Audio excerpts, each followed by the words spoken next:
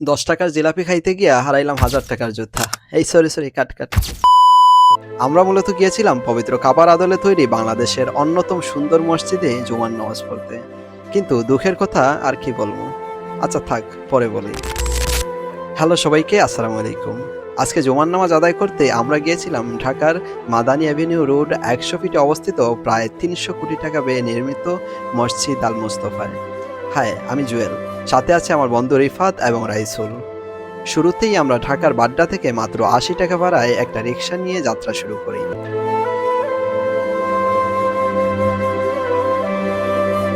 প্রায় ৩০ থেকে ৪০ মিনিটের পথ পাড়ি দিয়ে আমরা প্রবেশ করি ইউনাইটেড সিটিতে। আর দূর থেকেই চোখে পড়ে চমৎকার দৃষ্টিনন্দন স্থাপনা মসজিদ আল মুস্তফা। আর তার ঠিক সামনেই ইউনাইটেড ইউনিভার্সিটির মনোরম ক্যাম্পাস।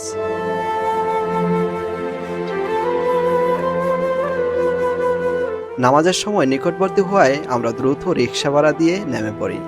এরপর মসজিদের কাবার আদলে তৈরি অপূর্ব সুন্দর স্থাপত্য দেখতে দেখতে অজু করে মসজিদে প্রবেশ করি।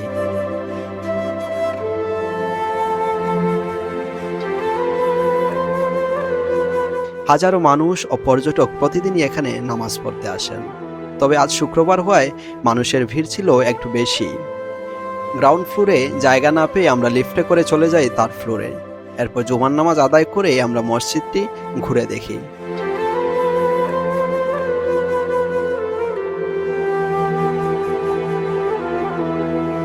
মসজিদের ভেতরের চারপাশের পরিবেশটা ছিল সত্যি মনোমুগ্ধকর। থার্ড ফ্লোর থেকে উপরের বিশাল গম্বুজ আর নিচে সারি সারি মুসল্লিদের লাইন। দীর্ঘক্ষণ অবাক দৃষ্টিতে তাকিয়ে সৌন্দর্য উপভোগ করলাম।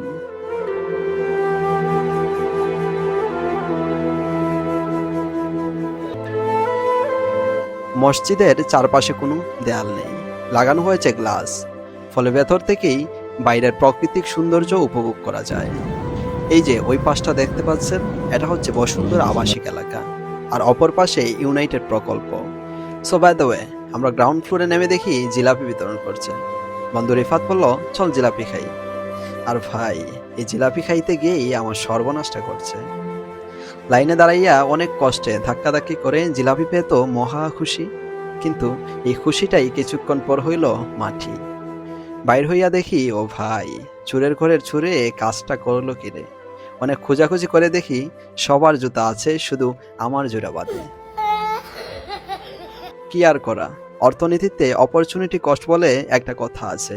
অর্থাৎ কোনো একটি জিনিস পেতে হলে অন্য একটি বিকল্পকে ত্যাগ করতে হয়। কিন্তু ভাই, জিলাপির জন্য যে জুতা ত্যাগ করতে হবে এটা জানলে ভুলেও জিলাপি খাইতাম না। অতঃপর মসজিদ থেকে বের হয়ে আমরা মসজিদের চারপাশের মনোরম পরিবেশটা ঘুরে দেখি। মুহূর্তটা ছিল এক কথায় অসাধারণ। মসজিদটি রাজধানীর ১০০ ফিটে মাদানী অ্যাভিনিউ এর ইউনাইটেড সিটিতে অবস্থিত।